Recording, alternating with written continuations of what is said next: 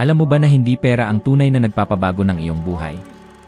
Sa katunayan, kabaligtaran ng totoo, ang paraan ng pamumuhay mo ang siyang may kapangyarihang baguhin ang iyong kalagayang pinansyal. At narito ang isang bagay na maaaring tunog kabalintunaan, ipinanganak ka na ng mayaman. Subalit maaaring kasalukuyan ka lamang dumaraan sa sandaling pagkakabaon. Mukhang salungat. Perpekto. Sapagkat diyan nagsisimula ang bawat malaking pagbabago. Akala ko noon ay ang mundo ang may problema, ang pamahalaan, ang kalakaran, ang trabahong mahirap, ang sahod na kulang. Ang katotohanan ay tumagal ng maraming taon bago ko namalayan na ang tunay na balakid ay nasa kalooban ko. Hindi nakikita, walang ingay, ngunit kontrolado ako sa bawat sandali. Ako ay alipin ng isang pag-isip na paulit-ulit na bumubulong, hindi mo kaya. Hindi iyan para sa'yo. At ang mas masakit, naniwala ako. Naramdaman mo na ba yon? Na tila ipinanganak kang minamalas. Na kahit anong pagsisikap, parang humuhulagpos ang pera sa mga palad mo. Naitanong mo na ba sa sarili mo kung bakit sa kabila ng matinding pagtatrabaho, napakabagal o wala ang pag-usad? Tandaan ko pa ang pakiramdam na yon. Lubog ako sa utang, mas malaki pa sa kakayahan kong bayaran. Hindi dahil sa ako'y mandaraya, sadyang kulang lamang ang kinikita ko. Nakaramdam ako ng hiya at kawalan ng magawa. Patong-patong ang mga bayarin. Ang mga pagkakataon ay waribang nasa kabila ng salamin, hindi ko maabot kahit pilit kong inaabot. At sa kabila nito, hindi ko kailanman naisip na pwedeng magbago ng tunay ang buhay ko. Sapagkat, sa totoo lang, hindi ko alam na posible pala yon. Hanggang sa isang araw, may nag-abot sa akin ng aklat. Ang sabi niya, gawin mo ng eksakto ang sasabihin ko, at makukuha mo ang anumang nanaisin mo. Tunog katawa-tawa iyon, napakalayo sa realidad ko. Ngunit nakita ko sa kanyang mga mata ang lubos na paniniwala.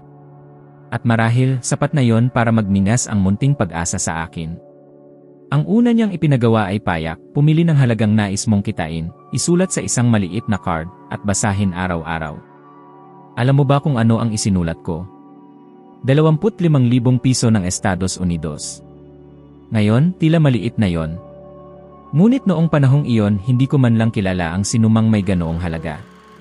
Kahit pagsama-samahin ko pa ang pera ng lahat ng kaibigan ko, kulang pa rin yon. Gayunpaman, isinulat ko pa rin sa card. Sa simula, binabasa ko iyon ng may pagdududa. Para bang biro lamang. Ngunit ipinagpatuloy ko. At halos hindi ko napansin, may nangyaring kakaiba. Umandar ang isip ko sa pag-isip kung paano kumita. Mukhang simple, ngunit iyon ay revolusyon. Dahil dati, palaisip lamang ako kung paano takasan ang utang. Palagi kong iniisip kung paano mabubuhay sa gitna ng kakapusan. Naisip mo na ba kung ilang oras sa isang araw ang ginugugol mo sa pag-isip tungkol sa kakulangan ng pera? Kung paano babayaran ang kuryente o tubig? At ilang beses mo talagang iniisip, nang may malinaw na hangarin, kung paano dadagdagan ang iyong kita? Ang karamihan, batay sa tala, ay nabubuhay sa takot, takot mawalan ng trabaho, takot sa mga bayarin, takot mangarap ng malaki at mabigo.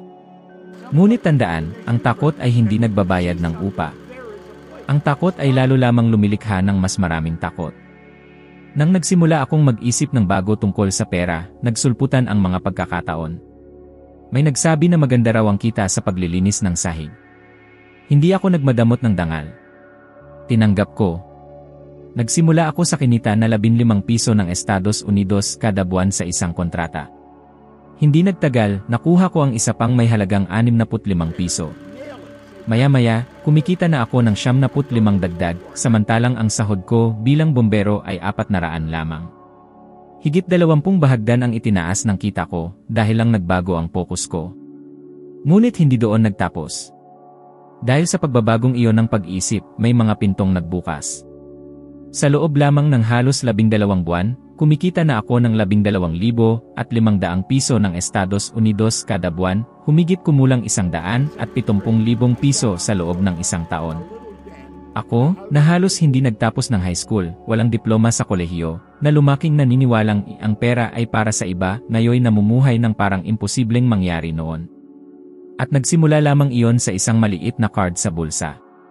Karamihan sa mga tao ay naririnig ito at sinasabing, hindi yan ubra sa akin. Ngunit sagutin mo nga, totoong sinubukan mo na ba? Binigyan mo na ba ng pagkakataon ang pangarap mo, o pinigilan mo na ang sarili bago ka pa man magsimula? Ipinapakita ng datos na higit 80 bahagdan ng mga tao ay walang malinaw na layunin sa pananalapi. At sa ilang mayroon, marami ang sumusuko bago pa man umabot ng 30 araw. Ano ang ibig sabihin nito? Na hindi sanay ang iyong isip na alagaan ang pagnanais na umangat. Sanay lang itong magtiis upang mabuhay. Ngunit narito ang lihim, maaari mong muling sanayin ang iyong isip. Maaari mong pagpasyahan sa mismong sandaling ito na hindi mo naiisipin ang sarili bilang biktima. Na hindi mo nahahayaang kontrolin ka ng balanse sa bangko, ng utang, ng kawalan ng katiyakan. Maaari mong at nararapat magsimula sa isang payak na hakbang, pumili ng halaga. Isulat. Isipin. Basahin. Damhin. Hindi pinag-iba ng iyong hindi malay na isip kung ano ang totoo at kung ano ang inaalala lamang.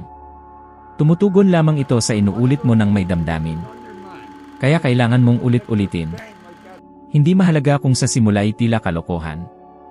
Mahalaga'y may binhi kang itinatanim. At marahil ang binhing yon ang simula ng iyong paglayang pinansyal. Ilang taon kong inialay ang buhay ko sa pag-iisip tungkol sa pagkakautang.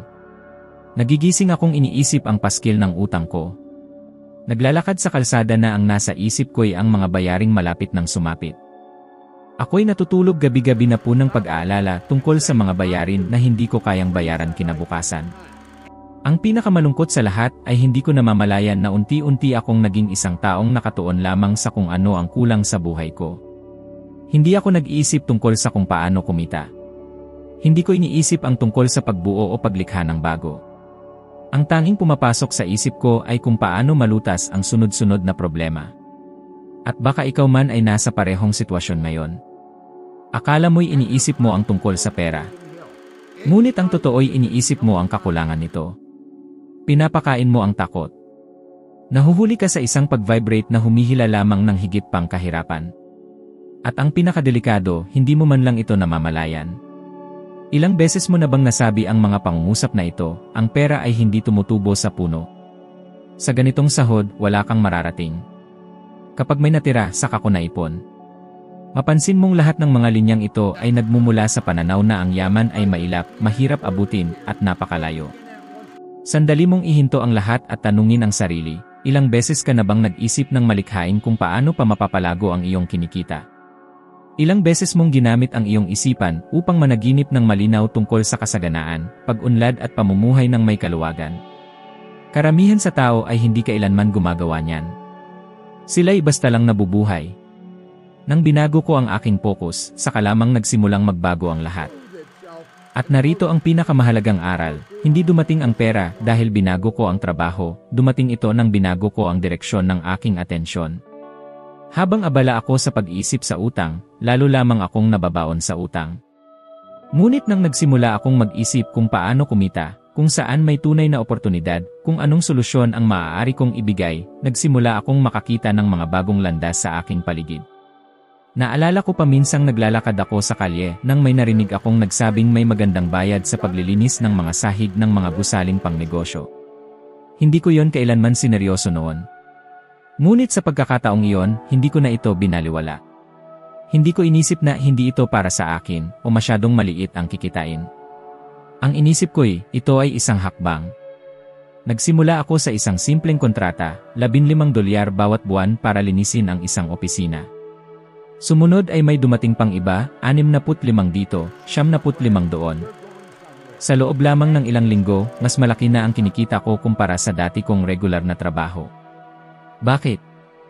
Dahil tumigil akong mag-isip tungkol sa kakulangan, at nagsimulang hanapin ang kilos at galaw. Ito ay isang bagay na kayang-kaya ring gawin ng sinuman. Kahit sino. Marahil ay hindi mo napapansin, ngunit ang iyong isipan ay nakakakita lamang ng mga bagay na katugma ng kanyang tono. Para itong radyo, kung nakatutok ka sa himig ng takot, kakulangan at pagdududa, tanging mga alingawngaw nito ang maririnig mo. Subalit kung lilipat ka sa himig ng kasaganaan, biglang lilinaw ang mga oportunidad na dati-rati bakod at pader lamang sa iyong paningin. May isang aral na itinuro sa akin ng isang mentor na hindi ko na kailanman nakalimutan. Ang resulta na tinatamasa mo ngayon ay refleksyon lamang ng kung ano ang patuloy mong pinagtutuunan ng pansin. Tignan mo ngayon mismo ang iyong bank account, malinaw nitong ipapakita kung ano ang laman ng isip mo sa halos buong maghapon. Gusto mong baguhin yan? Kung gayon, baguhin ang focus mo. Subukan mo ito, sa susunod na 7 araw, maglaan ng 5 minuto bawat araw upang isulat ng detalyado ang mga paraan kung paano ka makapagdadagdag ng kita gamit lang ang mga bagay na kaya mo nang gawin ngayon. Hindi mo kailangang mag-imbento ng himala. Gamitin mo lang kung ano ang mayroon ka. Mahusay kang magluto. Maaaring magbenta ka ng pagkain sa kapitbahayan. May kasanayan ka. Maaari kang magturo sa pamamagitan ng internet. Magaling kang makipag-usap. Maaari kang magbenta ng kahit ano. Maniwala ka, ang kasaganaan ay palaging mas malapit kaysa sa iyong inaakala, ngunit makikita mo lamang ito kung nakatingin ka sa tamang direksyon. Ayon sa isang pag-aaral mula sa pamantasan ng Stanford, ang selective attention ay nakaapekto sa mahigit 80% ng kung anong napapansin natin sa ating kapaligiran. Ibig sabihin, kung ano ang hinahanap mo, iyan ang makikita mo. Kung buong araw kang naghahanap ng problema, problema ang makikita mo. Ngunit kung sisimulan mo ang araw sa pagsasabing, ngayong araw makakahanap ako ng ideya para kumita ng mas malaki, ang isip mo ay magsisimulang kumilos sa ganyang direksyon. Eksaktong ganoon ang nangyari sa akin. Wala akong diploma. Wala akong koneksyon. Ngunit mayroon akong isang matibay na desisyon. Ang desisyong huwag nang hayaang kontrolin ako ng mga pangyayari. Pinili kong huwag nang hintayin na malapit na ang bayarin bago ako mabahala. Ako'y nagpauna. At ang pagpapauna, ang bagong pag-isip na ito, ang siyang humila sa akin palabas ng utang at nagdala sa akin sa pagkita ng daan-daang libong dolyar sa loob ng ilang buwan. Hindi mo kailangan baguhin ang buong mundo bukas, ngunit kailangan mong baguhin ang iyong tutukan ngayon. At lahat ng ito ay maaaring magsimula sa isang simpleng tanong, ano ang maaari kong gawin ngayon upang makalikha ng halaga at bayaran ako para rito? Ang tanong na ito, kapag tinanong ng tapat at inuulit araw-araw, ay makapagdadala sa iyo sa isang landas na tuluyang bago. Iyan mismo ang nangyari sa akin. At kung nangyari sa akin, maaaring mangyari rin sa iyo. Malamang ay lumaki kang naririnig na ang 1 milyon ay napakalaking halaga. Na ito'y halos imposibleng maabot. Para lang daw ito sa mga taong ipinanganak na maswerte o galing sa mayamang pamilya. Baka pati ikaw ay tumitingin sa bilang na ito at pakiramdam mo'y para itong bituin sa malayong kalawakan, sobrang layo sa iyong realidad na hindi na nga sulit pag-usapan. Ngunit pakinggan mo ito, ang 1 milyon ay hindi ganoon kalaking pera. At dahil naniniwala kang napakalaki nito kaya ito nananatiling malayo sa iyo. Kinailangang ganap kong baguhin ang programa sa aking isipan upang maunawaan ito. At gusto kong ipakita sa iyo kung paano. Sapagkat habang iniisip mong ang halagang iyan ay napakalaki, mailap at nakalaan lamang para sa iba. Mananatiling ganoon lamang iyon, isang bagay na hindi kailanman maaabot. Ni hindi na magsisikap ang iyong isipan na humanap ng paraan para makarating doon dahil ibinigay mo na ang utos na hindi ito para sa akin. Gawin nating magkasama ang isang munting ehersisyo. Isipin mong kumikita ka ng 20,000 sa loob ng 1 linggo. Alam mo ba kung magkano yon sa loob ng 1 taon?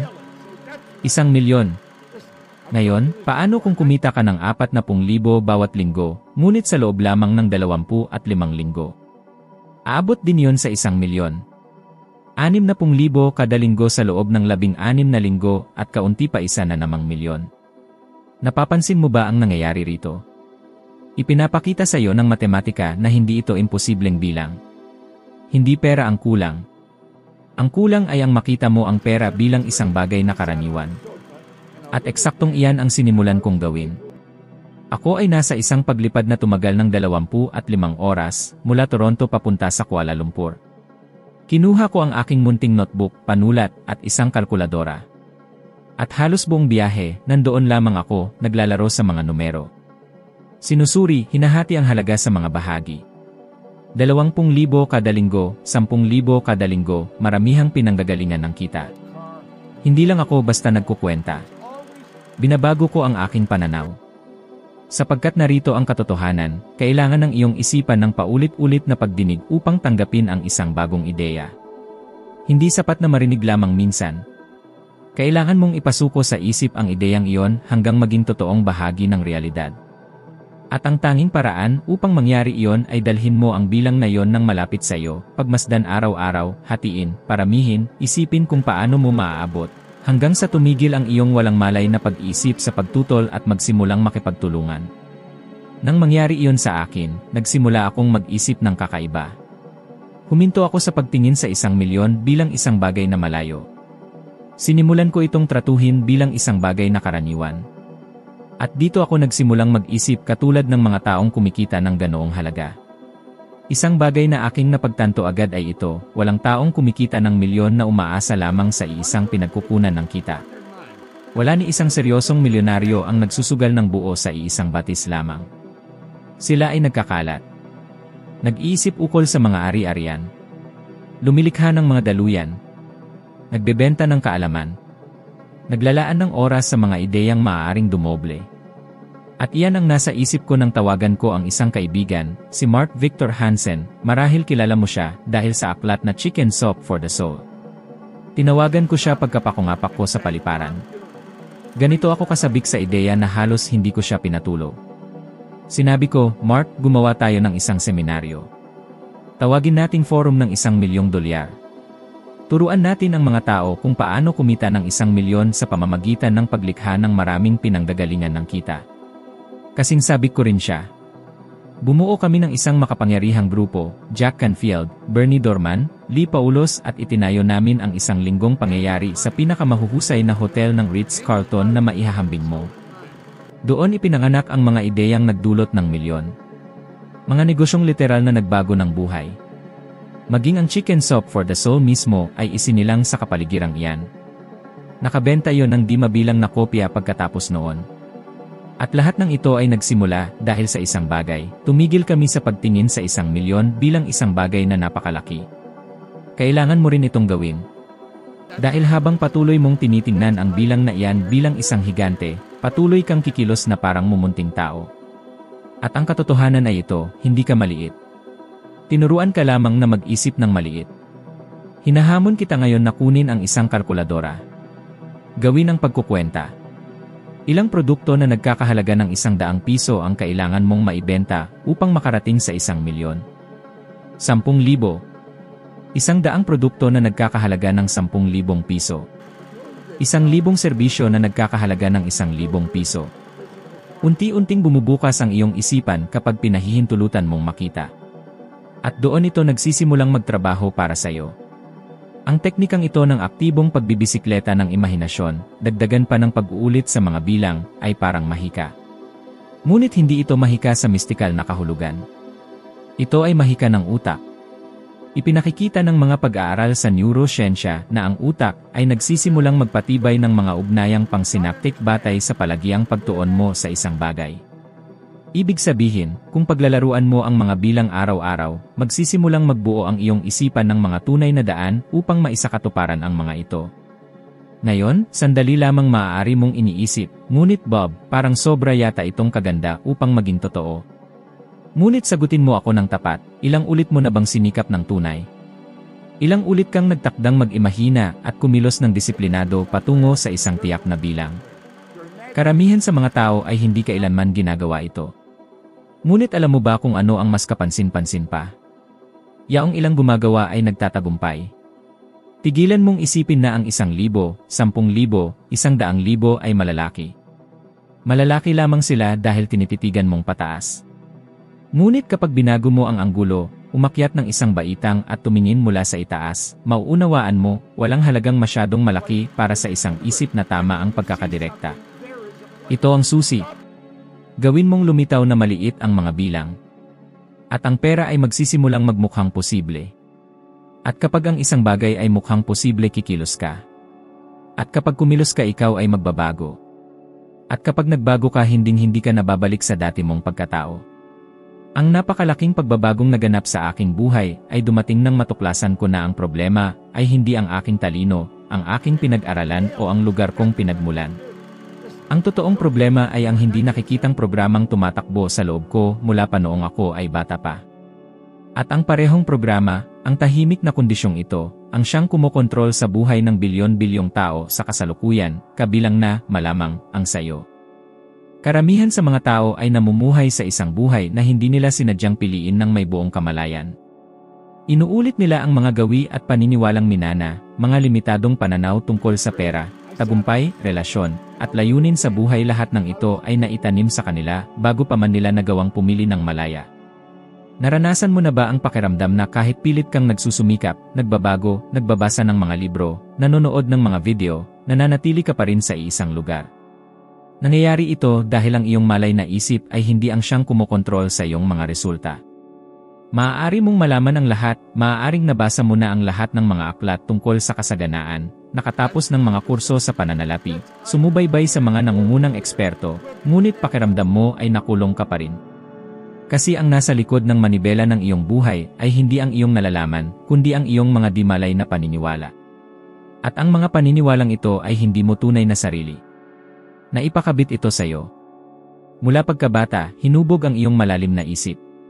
Lahat ng sinabi ng iyong mga magulang tungkol sa pera, ang mga nakikita mo sa bahay, mga naririnig sa paaralan, mga nararamdaman sa lansangan, lahat ng ito ay direktang pumapasok, walang sinusuring salain, sa sentro ng kontrol ng iyong buhay. Ito ang nagbuo ng isang paradigma, isang uri ng hindi nakikitang software na nagdidikta kung paano ka kumikilos, ano ang iyong nararamdaman, at higit sa lahat, kung magkano ang iyong kinikita.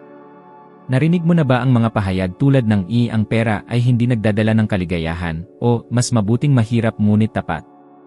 Nakakita ka na ba ng taong hinatulan dahil sa dami ng pera nila, na parang sila ay sakim o hindi tapat? Ang mga ideyang ito ay dumikit sa iyong isip nang hindi mo namamalayan. At hindi ang problema ang marinig ito isang beses. Ang problema ay marinig ito ng paulit-ulit hanggang ang iyong malalim na isip ay nagsimulang ituring ang mga ito bilang mga absolutong katotohanan. Kaya kapag sinubukan mong kumita ng higit pa, kapag naghahangad kang umangat sa buhay, kapag nangangarap ng malaki, may isang bagay sa loob mo ang humihila ng preno. At hindi mo nga alam kung bakit. Iyan ang kailangang palitan. Unang malinaw kong naunawaan ito nang magsimulang pag-aralan ng malalim ang paggana ng isip. Kumikita na ako ng maayos noon, ngunit naramdaman kong may isang di nakikitang hangganan. Dito ko nakilala ang isang biswal na modelo ng isip, nilikha ng isang henyo na doktor, na nagsasabing ang isip ay hindi isang bagay kundi isang gawain. At ang sikreto ng pagbabago ay nasa pagpapalit ng larawan na meron tayo sa isip, upang pagkatapos ay mapalitan ang mga programang tumatakbo doon sa loob. Nagsakripisyo ako ng 9 na taon ng aking buhay upang unawain kung ano nga ba talaga ang nagbago sa aking buhay ng ganito kalaki. Paano ang isang taong walang formal na edukasyon, may kasaysayan ng pagkakautang, walang pambihirang kakayahan, ay naging milyonaryo na nakapaglalakbay sa buong mundo para tumulong sa iba? At nang sa wakas ay naintindihan ko, lahat ay nagkaroon ng kabuluhan, pinalitan ko ang aking paradigma. Nang hindi ko alam noon, sa simula, ginagawa ko na ang eksaktong kailangang gawin, inuulit, ini-imagine, pinaniniwalaan. Inureprogram ko ang aking isip. At kaya mo ring gawin ang pareho. Ngunit nangangailangan ito ng isang bagay, matapat na pagsusuri sa iyong sarili. Kailangan mong huminto sandali at tanungin ang sarili, anong klaseng mga paniniwala ang dala ko tungkol sa pera? Kanino ko minana ang mga ideyang ito? Nakakatulong ba o nakakahadlang ang mga paniniwalang ito sa akin? At kapag nakuha mo na ang mga sagot, kailangan mong simulan ang proseso ng pagpapalit. Paano? Sa pamamagitan ng sinasadyang pag-uulit. Sa pamamagitan ng emosyonal na pag-imagine. Sa pamamagitan ng paggamit ng iyong mga mataas na kakayahan sa pag-isip, tulad ng imahinasyon, kagustuhan, persepsyon, at rason. Nasa loob mo na ang mga kasangkapang ito. Ngunit halos walang nagtuturo kung paano gamitin ang mga ito. Hindi itinuro sa paaralan. Hindi itinuro ng lipunan. Ngunit totoo silang mga kasangkapan. At kapag sinimulan mong gamitin ito ng may intensyon, makakalikha ka ng bagong programa. Isang programang nagtatrabaho para sa iyo, hindi laban sa iyo. Gusto mo ba ng halimbawa? Isa sa mga pinakamapaminsalang paradigma ay ang kawalan ng sapat na yaman. Sinasabi nito na hindi sapat ang pera para sa lahat. Na kung kumikita ka, may nawawala sa iba. Ngunit tingnan mo ang paligid, punong-puno ang mundo ng pera. Literal na bilyon-bilyong piso ang umiikot araw-araw. Kaya bakit hindi mo nakukuha ang bahagi mo? Dahil naniniwala ang iyong malalim na isip na hindi ito para sa iyo. Ngayon isipin mong inuulit araw-araw, nang may damdamin at paniniwala, ako ay isang mahusay na tumatanggap ng pera. Karapat-dapat akong umunlad. May saganang pera na handang dumaloy para sa akin. Sa una, tatanggihan ito ng iyong sistema. Sasabihin itong kasinungalingan iyon. Ngunit kung magpapatuloy ka ng disiplinado at may damdamin, ang bagong kaisipang ito ay magsisimulang tumubo. At saka mo mapapansin ang mga pagbabago. Magsisimula kang makita ang mga oportunidad na matagal nang nandyan, ngunit dati ay hindi mo pinapansin dahil sa iyong lumang programa. Hindi ito teorya. Ito ay agham ng pag-ugali. Pinatunayan ng neuroscience na ang utak ay may kakayahang magbago ng anyo. Ibig sabihin, maaaring muling i-configure ito. Ngunit kailangan ng tuloy-tuloy na pagsasanay. Pag-ulit. Gaya ng natutunan mong mahirap ang pera, matututuhan mo rin na ang pera ay natural. Dumadaloy. Madalas dumating. At maaaring sabihin mo, pero Bob, wala akong nakikitang umuunlad sa pamilya namin. Hindi ito para sa amin. Hayaan mo akong sabihin sa'yo, hindi lahat ng isinilang kasama mo ay namumuhay tulad mo. At hindi lahat ng namumuhay tulad mo ngayon ay kailangang manatili doon bukas. Ang pagkakaiba ay nasa kung ano ang tinatanggap ng bawat isa bilang katotohanan. Hindi ka kung ano ang sinasabi sa'yo. Ikaw ay kung ano ang pinipili mong paniwalaan, paulit-ulit. Kung sisimulan mo ngayon, nang may tapang, maaari mong baguhin ang direksyon ng iyong buhay. Maaari mong putulin ang hindi nakikitang tanikala na matagal nang pumipigil sa iyo. At kapag nagawa mo yon, mauunawaan mo na hindi talaga tungkol sa pera ang lahat ng ito. Palagi itong tungkol sa kung ano ang inaakala mong karapat-dapat ka. Ngayon, alam mo na, karapat-dapat kang tumanggap ng higit pa. At nasa kapangyarihan mo na tanggapin ang bagong pamantayang ito. Nasa iyo ang pagpili. Napansin mo ba kung paano karamihan sa mga tao ay likas na may talento sa pagsira ng kanilang sariling kaligayahan? Pangarap sila ng mas magandang buhay, naantig sila sa ideya ng kalayaan at pamumuhay ng sagana, pero sa susunod na sandali, ginagawa nila ang kabaligtaran ng dapat nilang gawin. Palaging sinasabi nilang gusto nila ng higit pa, ngunit ginugugol nila ang araw na pinapangatuwiranan kung bakit hindi nila makamtan ito. Hindi ito dahil sa kasamaan o katamaran. Ang katotohanan ay nakagawa sila ng isang emosyonal na pattern na naging komportable sa kanila kahit masakit ito. Nakabuo sila ng isang uri ng komportableng kawalan. At ito ang isa sa mga pinakamapanganib na bitag. Naranasan ko rin ito. Nasanay ako sa pagkabigo na naging bahagi na ito ng aking pagkakakilanlan. Para bang ang paghihirap sa pera ay bahagi na ng kung sino ako. Hindi ko ito sinasabi ng malakas, ngunit nabubuhay ako na parang ito ang totoo. At ang pinakakawili-wili, sa tuwing may nagsisimulang umayos, ako mismo ang nagpapasira. Mas karaniwan ito kaysa sa iniisip mo. Maraming tao ang natatakot sa tagumpay. Hindi dahil ayaw nila nito, kundi dahil hindi nila alam kung paano mamuhay ng malaya mula sa kabuluhan. Ang subconscious ay iniugnay ang paulit-ulit na naririnig sa kaligtasan. At kung buong buhay mo nang narinig na kakaunti lang ang pera, delikado ang tagumpay, at may problema ang paglago, kahit gustuhin mo mang magbago ng buong puso, may isang bahagi sa loob mo na kusang hihila sa iyong preno. Ito ay otomatiko. Hindi nakikita. At mapanlin lang. Naranasan mo na ba ito? Nasa isang relasyon na hindi ka masaya, pero nanatili ka dahil ito ang pamilyar sa'yo. Nagtagal ka ba sa isang trabaho na nagpapasaya sa'yo, pero natakot kang umalis dahil hindi mo alam kung ano ang susunod? Palitan mo ang relasyon at trabaho ng pera, kasaganaan, at kalayaan. Iyon ang parehong mekanismo. At ito ay nagbabago lamang sa isang paraan, malay na emosyonal na pagbabago. Kailangan mong likhain ang bagong ugnayan sa tagumpay. Dapat mong payagan ang iyong sarili na maramdaman ang saya sa pag-unlad. Dapat mong maramdaman na ikaw ay nasa tahanan sa kaginhawahan, hindi sa kabuluhan. Noong kumikita ako ng malaki at nanirahan sa London, napansin ko na namumuhay ako ng walang malay. Gumagastos ako ng walang plano, tumataya, sobra-sobra. Isang araw, umalis ako sa club at naisip ko, hindi ito responsibilidad. Ito ay kawalan ng kontrol. Hindi ako payapa sa bagong buhay ko. Parang sinusubukan ko pang patunayan ang isang bagay sa iba. Nakulong pa rin ako sa ideya na kailangan kong bawasan ang nakaraang kakulangan. At dito, sa gabing iyon, nag-isa, napagtanto ko, Ang pagyaman ay hindi lamang tungkol sa pagkita ng pera, ito rin ay tungkol sa pagkatuto kung paano panatilihin ang enerhiya ng tagumpay nang hindi sinisira ang sarili. Naiintindihan mo ba ang ibig sabihin nito? Ibig sabihin, kung nais mo talagang baguhin ang iyong buhay pinansyal, hindi sapat na mas magtrabaho ka, mas kumita, o mas magtipid. Kailangan mong maramdaman na karapat-dapat ka. Kailangan mong bumuo ng bagong emosyonal na pundasyon kung saan ang tagumpay ay magaan. Kung saan hindi mo kailangang sirain ang sarili mo kapag nagsimulang umayos ang mga bagay. At possible ito. Pero nangangailangan ng pagbabantay. Kailangan mong obserbahan ang sarili mo sa mga maliliit na sandali na may nangyayari na maganda, pero walang malinaw na dahilan, nakakaramdam ka ng takot, guilt, o kahit galit. Ang mga damdaming iyon ay palatandaan na buhay pa rin ang lumang kaisipan. Napatunayan na ng agham na ang katawan ay mas mabilis tumugon sa mga kilalang emosyon, kahit negatibo. Kaya maraming tao ang paulit-ulit na napupunta sa isang problema. Dahil ang hindi komportable ay naging pamilyar na. Pero kaya mong baguhin yan. Magsimula ka ngayon. Ipikit mo ang mga mata at isipin ang isang bersyon ng iyong sarili na namumuhay ng sagana. Pero huwag magmadali. Manatili ka dyan.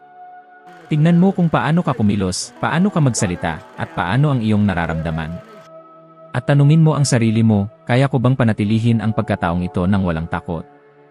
Komportable ba ako na maging ganitong tao? Kung ang sagot ay hindi, maganda. Dahil ngayon alam mo na kung ano ang dapat mong trabahuhin.